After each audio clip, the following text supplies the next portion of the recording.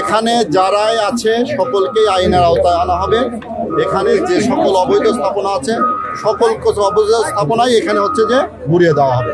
সাদেক এগুলো যে কথাটি বলছে, আমি কোথাও ব্যক্তি বা প্রতিষ্ঠানের বিরুদ্ধে এই অভিযান নয়, আমরা কিন্তু ভবন ভাঙছি, অবৈধ ভবন, এবং খালের ভিতরে যে অংশটা পড়েছে সেটাই কিন্তু আমরা ভেঙেছি।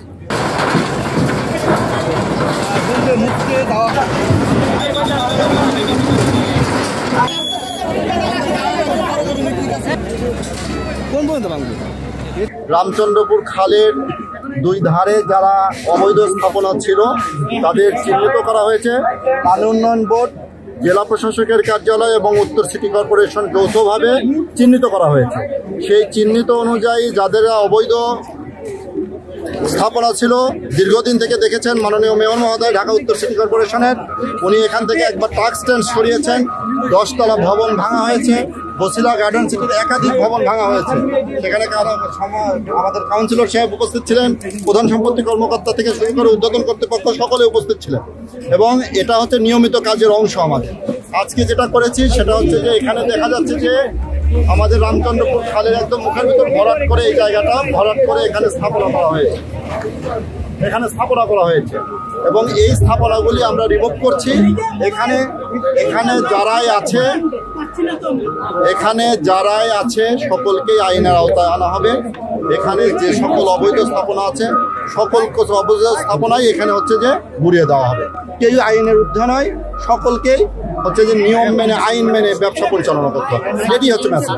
সাদেক এগুলো যে কথাটি বলছে, আমি কোথাও ব্যক্তি বা প্রতিষ্ঠানের বিরুদ্ধে এই অভিযান নয়, এখানে সকল দখলদারদের বিরুদ্ধে অভিযান চলছে, সকল দখলদারদের বিরুদ্ধে।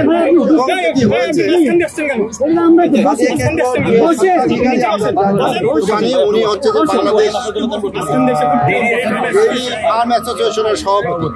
আমরা উনাকে এর আগে নোটিশ দিয়েছি যে আপনি ঈদের আগেও, আমরা কোরবানি ঈদের আগেও নোটিশ দিয়েছি, আমরা নোটিশের কপি আমাদের কাছে আছে। সেটা হলো যে এই নোটিশটা দিয়ে ওনাকে বলা হয়েছে অবৈধ স্থাপনা থাকলে অপসারণ করুন। আমরা ঈদের আগে যদি আমরা অপসারণ করতাম তাহলে হয়তো ভোক্তা পর্যায়ে বাজারে একটা প্রতিক্রিয়া চলে আসবে। আমরা যেটা হয়েছে সেটা হলো যে আমরা চাই যে ভোক্তা পর্যায়ে বাজারে ঈদের আগে আমরা এটা উচ্ছেদে যাইনি, ঠিক আছে।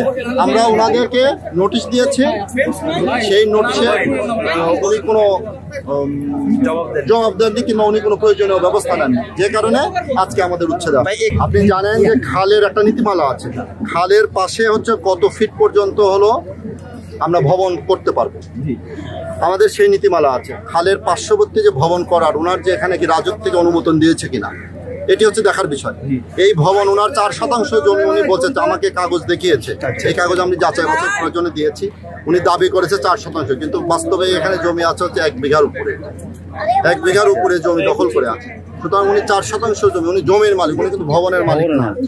আমরা কিন্তু ভবন ভাঙছি, অবৈধ ভবন, এবং খালের ভিতরে যে অংশটা পড়েছে সেটাই কিন্তু আমরা ভেঙেছি, ঠিক আছে। এ ব্যাপারে যদি ওনার কোনো থাকে তাহলে আমার সার্ভেয়ার আছে, পানি উন্নয়ন বোর্ডের সার্ভেয়ার সাহেব এখানে আছে, পানি উন্নয়ন বোর্ডের লোকজন এখানে আছে, উনি দেখাতে পারে যে ওনার জায়গার মধ্যে ঢোকা হয়েছে। এখানে কারো ব্যক্তিগতভাবে প্রতিহিংসা, কারো ব্যক্তিগতভাবে ইনজাস্টিস হওয়ার কোনো সুযোগ নেই।